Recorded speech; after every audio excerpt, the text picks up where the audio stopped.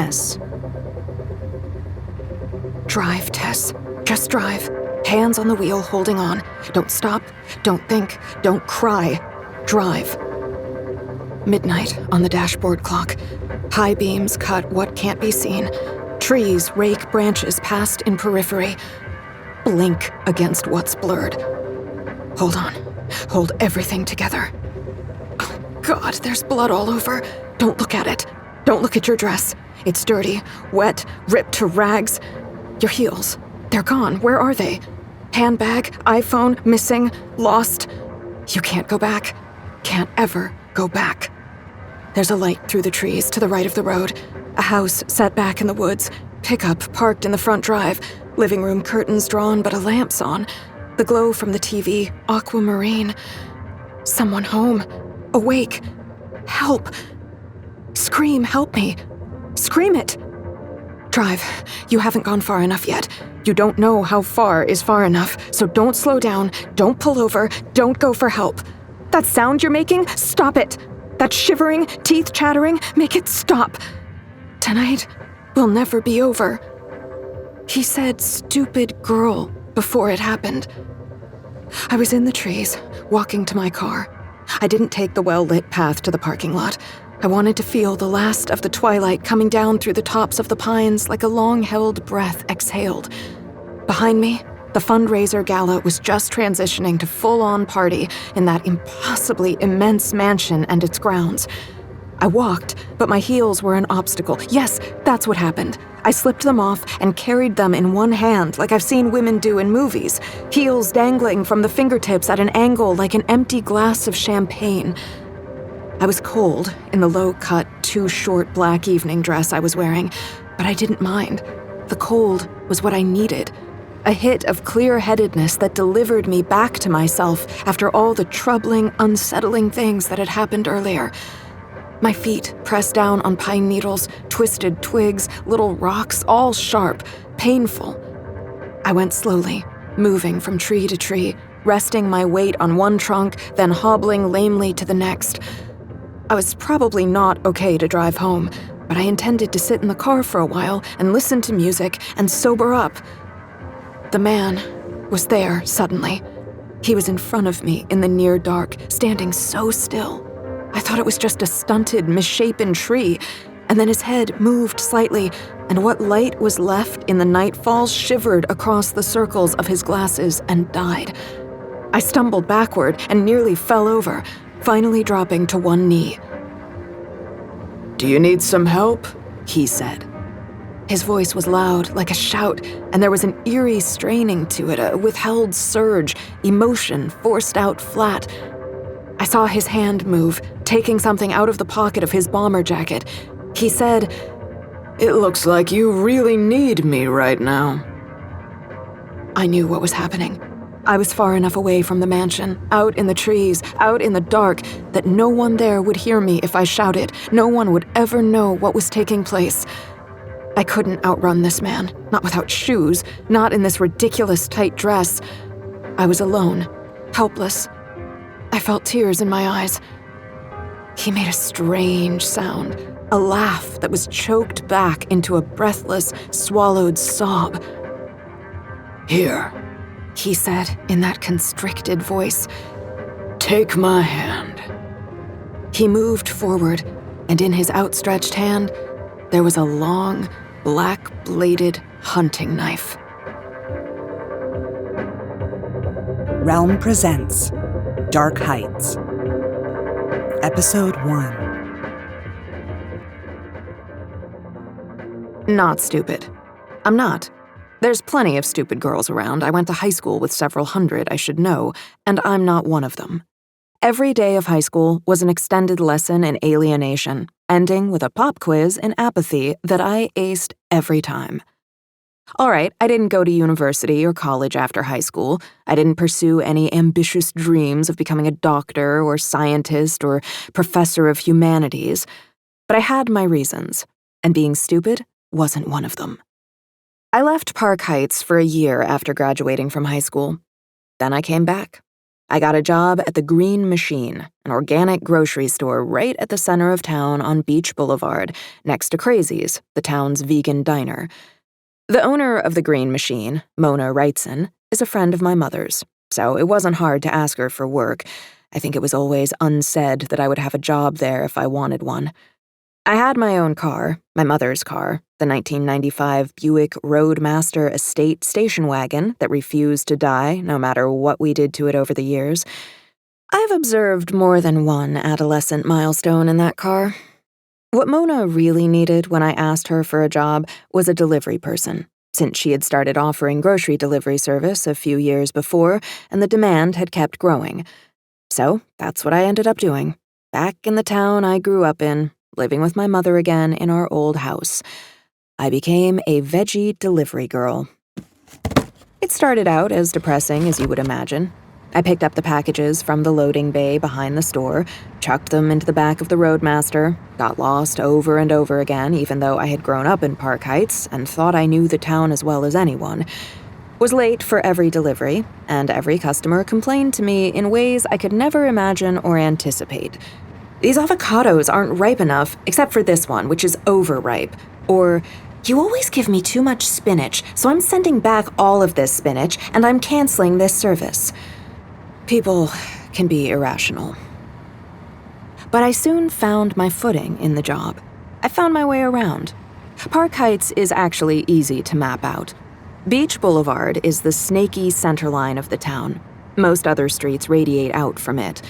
Beach starts at the Wellness Center, which is a big, holistic health retreat, a walled complex right at the foot of the hills and the base of the town.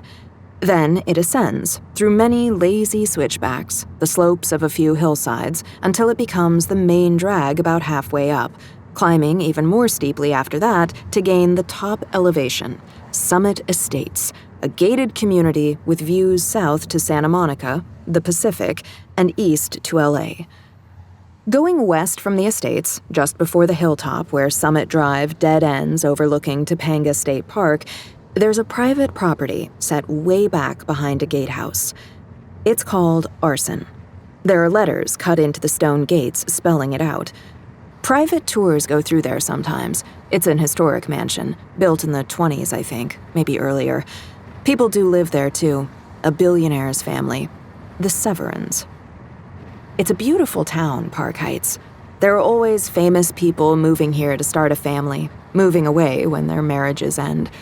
Some stars still live here. Judith Light, Mark Singer, Devin Hanlon from that weird mid-90s supernatural cop show that everyone loves now for some reason. I heard they're remaking it. I guess the place was basically overrun by free-loving artists in the 60s, and it still has a lot of that spirit. There's a tie-dye and beadwork shop on Beach Boulevard. There's no library in town, but there's a building called the Regional Arts Nexus, where I took acting classes when I was little. The gas station sells acrylics in its convenience store.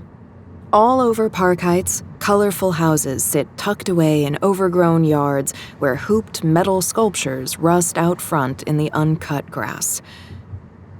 I got used to the few crotchety customers on my delivery route. It was quickly apparent most of my stops were with people who didn't say much of anything at all to me. There were a few exceptions, and I found myself looking forward to these, my favorites.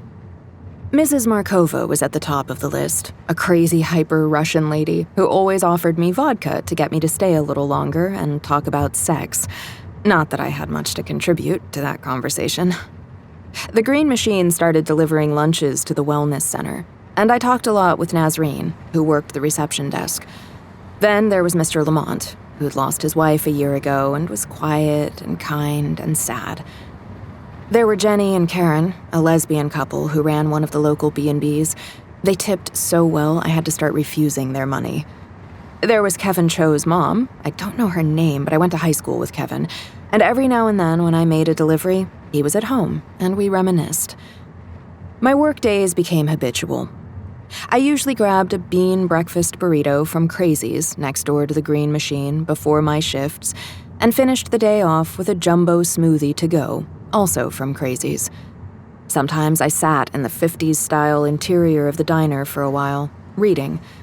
I was developing a tranquility for myself, a pattern that fit the person I found myself to be, for the moment, content to quietly exist. One evening, as I drove home, turning from Beach onto Palmetto Drive, I slowed down as I passed a car parked on the wrong side of the road, a very high-end BMW sports coupe with both of its doors hanging wide open like the broken wings of an insect. On the grass near the car, there was a struggle going on, a fight between a man and a woman, and another man was standing there watching them, smoking a cigarette. I slowed down some more. They were young, I could see now, the two guys and the girl, my age or even younger. The guys looked like rich kids from Summit Estates. They wore designer clothes, had rock star haircuts. The girl had long, dirty blonde hair flying wild around her face. She wore too much mascara. Her lipstick was smeared. There was a second-hand look about the short, off-white summer dress she wore over fishnet tights and black ankle boots. She was a skinny, tiny thing. She looked overmatched, out of her depth. I pulled over and watched them in the rearview mirror. It was hard to tell what was going on, but I didn't like it at all. The guy kept grabbing the girl's arm, and she kept yanking it free. Things were escalating. "Get back in the fucking car!" the guy was shouting now. "Let go of me right now, Dylan!" the girl spat back at him. Her voice had a rising hysteria in it. This time, as she pulled her arm out of his grasp, she tripped over her feet and fell backwards onto the grass. He stood above her, both hands clenched into fists. His friend threw down the butt of his cigarette and moved toward them. I shoved the car door open and came out. I had no idea what I was doing. I was furious. "Hey, assholes!" I yelled. "Leave her alone!" Dylan and his friend turned around. The friend had shoulder-length dark hair that he flipped out of his face. He reminded me of a young Christian Slater. He said, with exaggerated slowness, as if I might be too dumb to follow, "How about you get back in your craptastic station wagon and just keep on driving?" "I'm not going anywhere," I said. I decided that I would simply go to the girl and help her. The two guys actually parted to let me pass in between them. I think they were stunned that I just kept on coming. I knelt down on the grass next to the girl, with my back to Dylan and his friend, acting as if they had already left the scene. The girl was watching all of this from the ground, propped up on her elbows. There was a surprisingly hard-edged look in her eyes. I offered her my hand. We stood up together and faced the two rich kids. "I don't know what you're waiting for," I said to them. "It's a school night, isn't it? Don't you have homework, chores, a bedtime snack you're missing?" "Holy shit," Dylan said. "What a bitch." Dylan's friend flipped his hair back again. He probably thought the gesture was hot. I saw there was actually a, more or less, given the circumstances, good-natured smirk on his face. He put a hand on Dylan's shoulder. "It started out boring, for me, and now I'm thinking I'd rather be anywhere else but here right now." "Shut up, Zach," Dylan said. I realized he hadn't made eye contact with me once. He'd been staring at the girl the whole time. His intensity was unnerving. All at once, I felt uncertain about the outcome of what I'd gotten into. Then I realized someone else was watching us all. Dylan's friend Zach saw my eyes move past them and focus on what I saw across the street. He turned around, and so did Dylan. When I was in high school, there was a guy in my class from Park Heights. Most kids from here go to Palisades Charter High in LA, where they call us Parkies, who, one day, stopped showing up altogether. No one knew why. His name was Charlie Mill. Lots of rumors circulated, but I knew none of them were true. Admittedly, I forgot about Charlie, especially since I had spent a year in LA after graduating, and everything about high school seemed to have already receded into a distant past, on the other side of a divide of life experience. When I came back to live in Park Heights, I realized something weird had been going on in town. There was a tall, spare young man always dressed in the same jeans and hoodie and Converse sneakers. He rode a little BMX all over town all day long, and over his head, he always wore a shiny blue Mexican wrestler mask that no one had seen him take off. ever. Apparently, he never spoke a word to anyone, and sometimes he stood on the street for hours, watching cars go by. I mentioned this once to Kevin Cho, who looked at me strangely and said to me, "Oh, that's Charlie Mill. Didn't you know that was Charlie Mill?" The two rich kids were looking behind them across the street at Charlie, who was standing there, watching us with no expression at all, or movement of his face within the white-lined nose, mouth, and eye holes of the bright blue luchador mask. I shook my head. This was not going how I thought it would. Zach seemed to be thinking the same thing. "That is definitely our cue," he said, "to get the hell out of here before this gets any weirder." He moved back toward their car. "Dylan, you coming?" You could see the gears spinning in the minuscule scope of Dylan's narrow mind. He knew that leaving the situation was some kind of defeat, but he wasn't sure if sticking around was worth the trouble I was causing. Finally, his shoulders hunched up, and he spat into the grass between us. He said, "This isn't over, Lina. Don't even dream it's over." That was it. As Dylan and his friends sped away in their sports car, the girl, Lina, turned to me and said, "What a cheesy exit line." I watched their car turn onto Beach and accelerate uphill. Then I looked across the street. Charlie had disappeared too. "That guy, Dylan, he's trouble for you," I finally said to Lina. "I can handle it," she shrugged. "But you're kind of out of nowhere, aren't you?" She was smiling widely at me. It was somehow disturbing. There was no trace in her of fear or embarrassment, nor did she seem thankful to me for stepping in. She looked like she was having a great time. Her sideways smile showed teeth that were slightly uneven. "You sure you're okay?" I said. I was beginning to realize she had been more in control of the situation than I had thought, though I didn't understand why. She shook her head at me and said, "Are you actually this nice, or is there something wrong with you?" And that's how I met Lina Severand, how our friendship started, how all of this started. Everything that happened afterwards took place because I jumped out of my car to help her. All of it leading to that night at Arson, the mansion where she lived with her family, where I'd been invited to a fundraiser gala, told by Lina to wear something dead sexy, and so found myself in the woods at night alone, wearing a dress my mother had worn to countless parties in the 80s, when she had been a horror movie star. Major. FBI case file 4815/1623-42. Evidence entry log. 3 black notebooks bound together with one length of twine, each notebook 5 by 8.25 inches, blue-ruled lined papers. Notebooks consisting of handwritten journal entries in black ink. Begin first journal entry. Little Wayne, I had a dream. You were in it at first. You always are, pointing out the way. I wanted to write down these dreams since you're a part of them. That's why I have this notebook now. Then I realized that I wanted to tell you more. There are things happening, events I need to record. I've been on my own, going from place to place, not talking to anyone, not since Chicago. Holding back every word I should have spoken. Now that I'm writing, I know I'm not gonna stop. Not until I see the end of what I started. I stood behind you with my hands on your shoulders, and you pointed east in my dream, toward the morning sun rising on Los Angeles.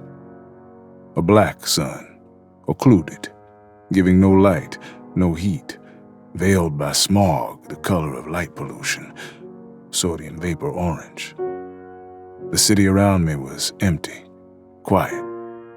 A fluttering darkness descended from the low sky, and it took the shape of 2 people walking toward me down the middle of the street, holding hands.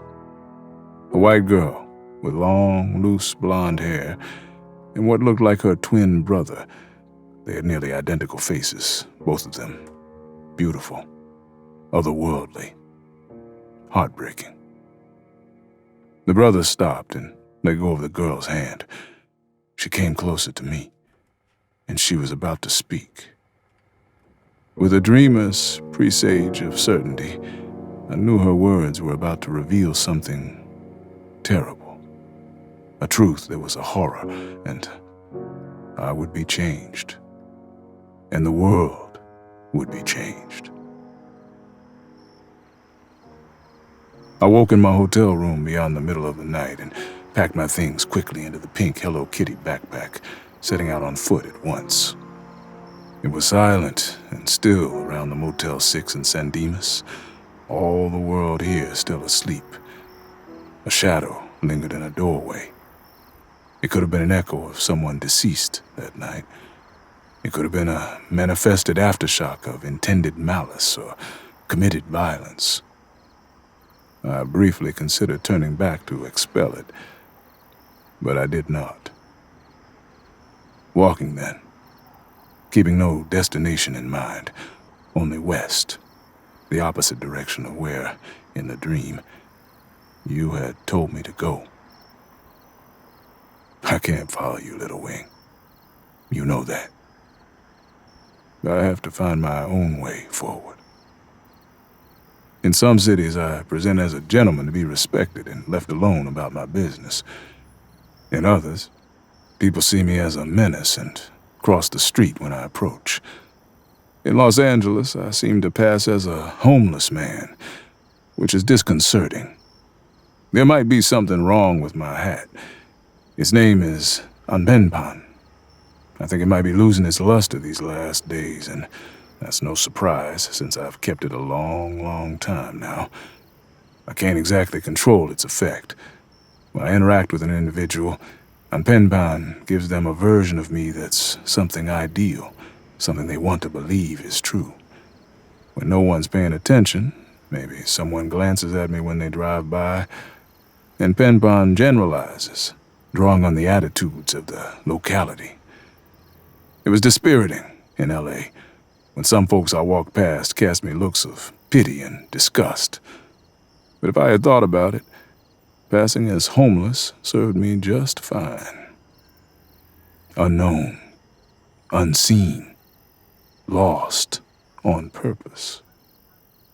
This was how I lived. I didn't know it at the time, but I was nearing the end of remaining hidden. I was sick of skulking across the country. Deep down, I no longer cared about the consequences. So I traversed the city, facing myself always to the west, passing shopping centers in the suburbs where SUVs filled the parking lots, then older neighborhoods where sedate homes rested behind sprinkler-wet, new-mown lawns. A police cruiser followed me for a few blocks to make sure I wasn't stopping.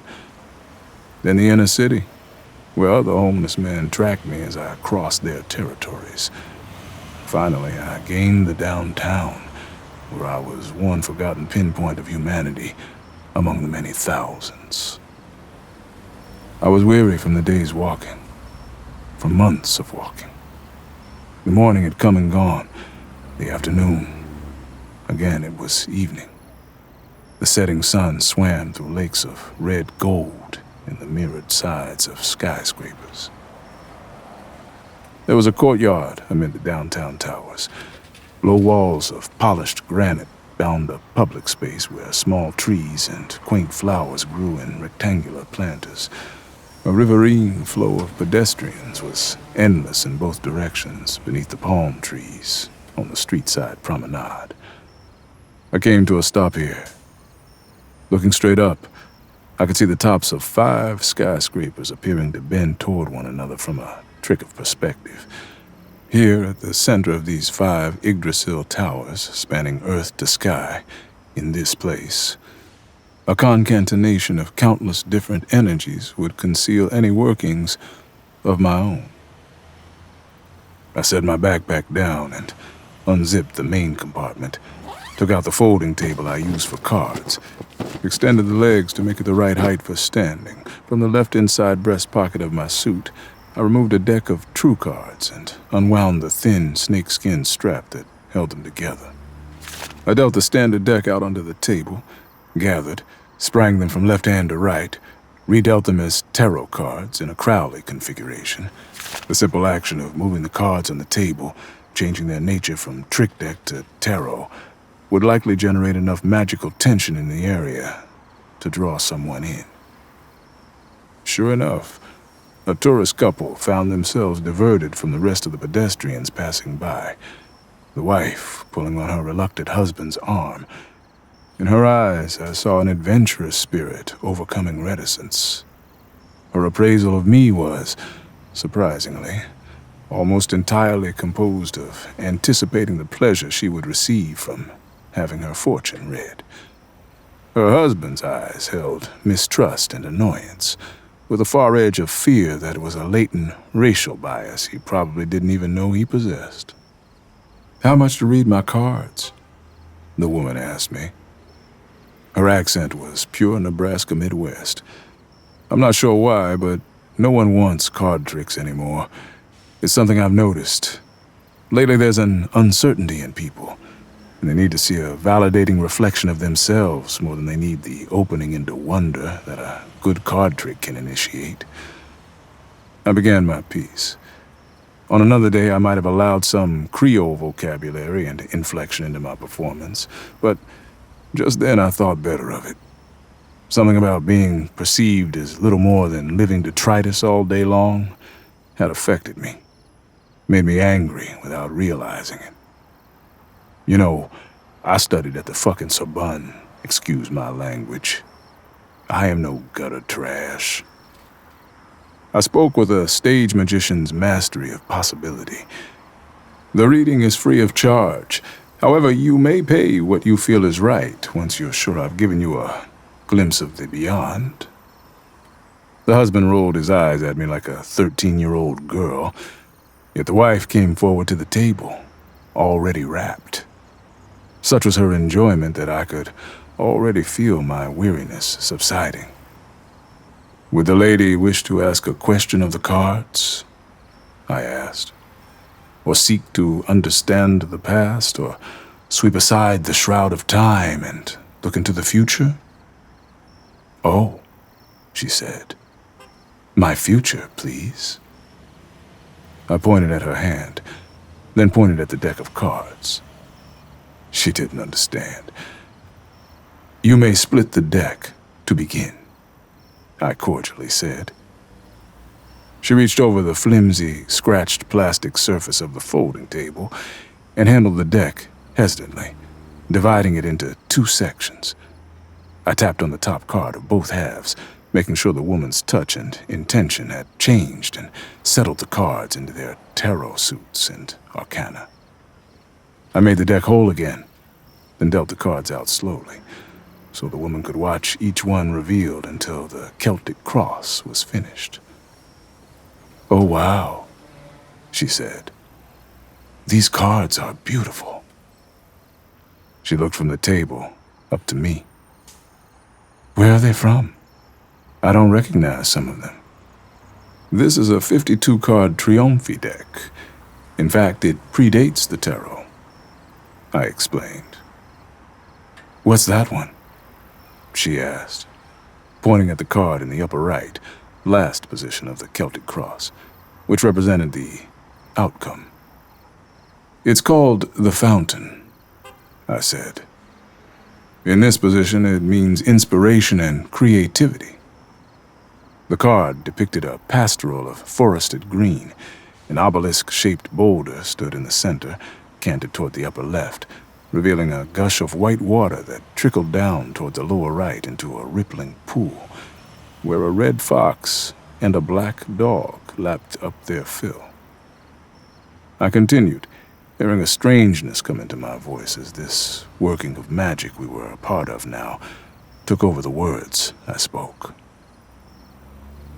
"You are coming into a time of productivity, When you return home from your vacation, you will feel renewed and refreshed from the sights you've seen, so much that you'll get more things done in a day than you thought possible." The woman smiled happily, having just heard precisely what she yearned to be told. She turned to her husband and said, "Maybe I'll finally finish that scrapbook." I quickly explained the rest of her reading, more by rote than for any good reason, since she had already received what she'd been looking for, and I could feel my full strength return to me, my hunger and thirst abated. At the end, the man put his fingers into a money belt, which went over the waist of his cargo shorts, underneath his golf shirt, and took out a 20. The couple left, holding hands. They would discover soon enough that I had reversed what the man had paid me. The $20 bill was back in his money belt by itself, while the rest of the belt's contents, now in my possession, being counted. It was enough cash to buy another hotel room, maybe for a few nights. I had his driver's license and MasterCard as well, which was unfortunate for them, but of no use to me. I tossed them into the nearest garbage can. It was time to travel. I decided to risk it, a working of more power than the card reading I had just completed. Enough of LA, I thought. Too many people, too much noise, and I had no desire to be seen as homeless, not for another moment. There was an alley nearby behind a Chinese restaurant. The garbage bins leaked a rancid smell of old grease and decaying chicken bones. The back door into the restaurant was unsuitable for me. It was unlocked and often used, not worth the risk of someone opening it at the precise moment I was using it for something else. There, at the blind end of the alley, was another door into the back of a different building, and this one had a padlocked chain across it. I prepared myself. At the heart of me, there is brokenness. A gap. It makes me who I am. What I am. It always has. A working of real magic, real power, consists of this. Forcing, or finessing, what lies outside oneself and what lives inside to meet, to join, to be the same. I put one hand on the locked door. I bent my will inward, focusing the weariness I felt, the pain, the anger, driving my emotions, controlled by reason and focus, like a spike into the emptiness at the core of myself, the infinite space.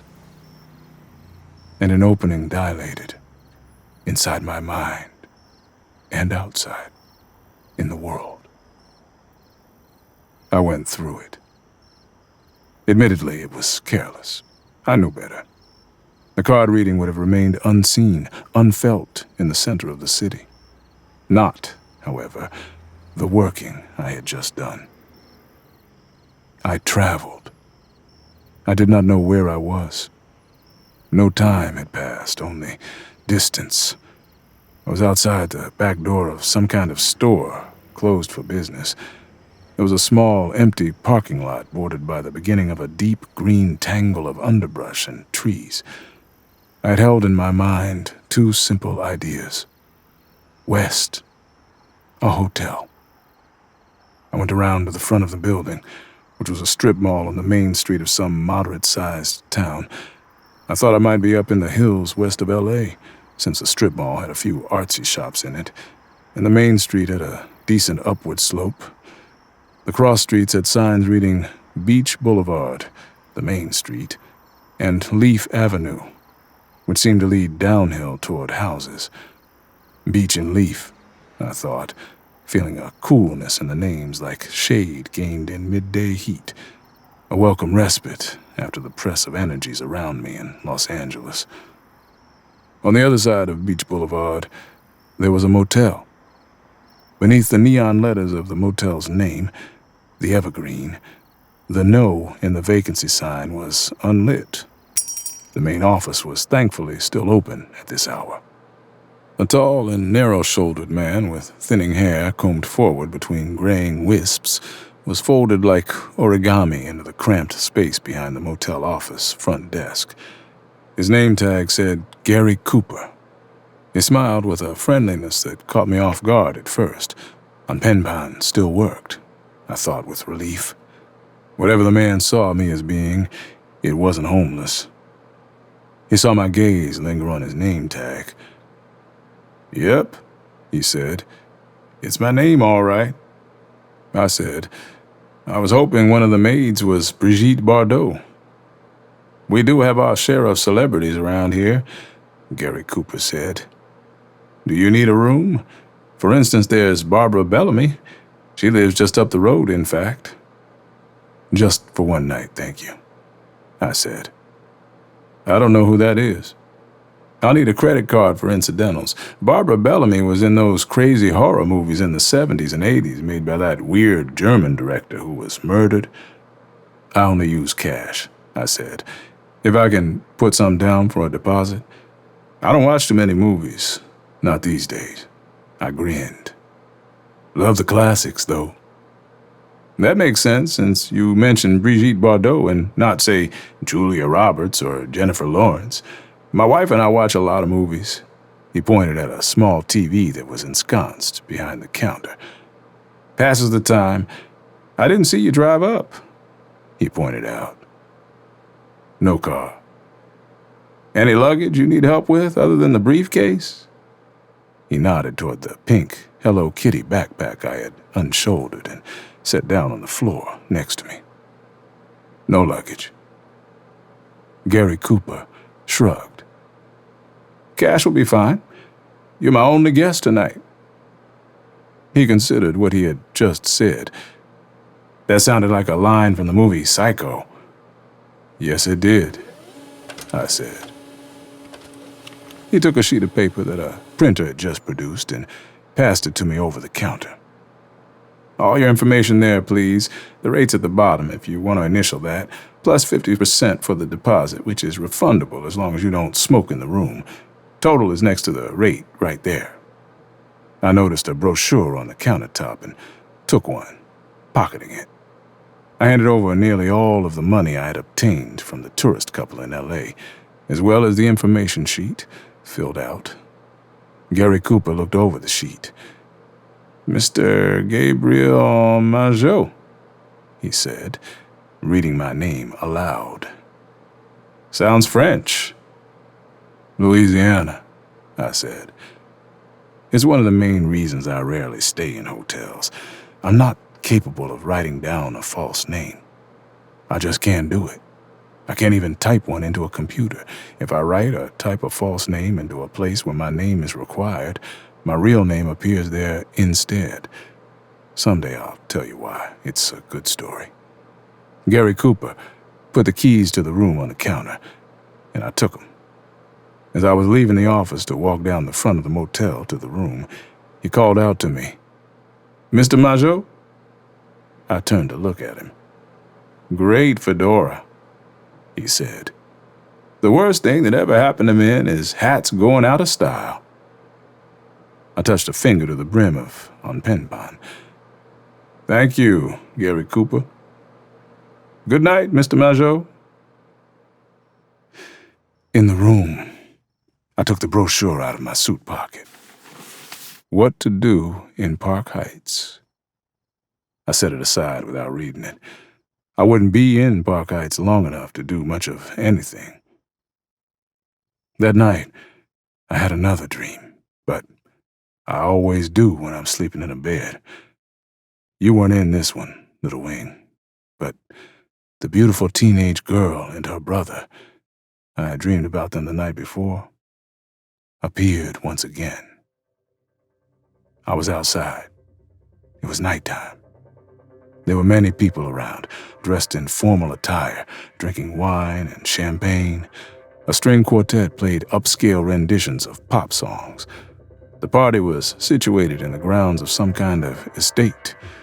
There was a tent nearby, set up in case of rain, but the night was cool and clear, and the air was sharp, yet pleasant. I turned and saw a mansion presiding over the estate. An immense and ancient house with wings to either side that were later additions, and a front portico in classical Greek style that had been restored more than once throughout the years. Someone touched me on the arm. I turned.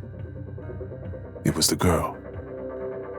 Her brother stood apart from her, but he was watching me as intently as she was. "Where's my gift?" she asked me. Her long, blonde hair was done in a half-up, half-down style, and stray strands drifted around her face.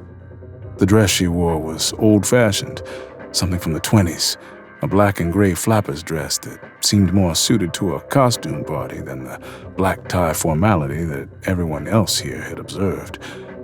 Her brother wore an immaculate pinstripe suit with a tie the same color as his sister's dress.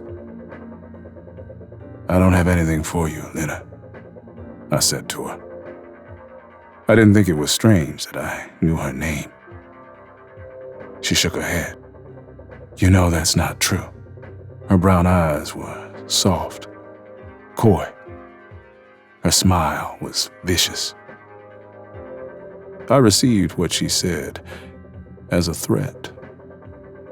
I looked at her brother. He was holding a gun, its muzzle pointed down at the ground.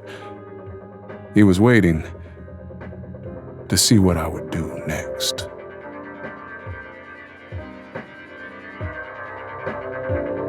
You're listening to Dark Heights by C.D. Miller, starring Dion Graham, Julia Whalen, and Neil Helligers. Produced by Realm, your portal to another world. Realm, listen away. Dark Heights is created and written by C.D. Miller. It is produced by Haley Wagreich and executive produced by Molly Barton. Audio production, sound design, and editing by Amanda Rose Smith. Original music by Chris Miller.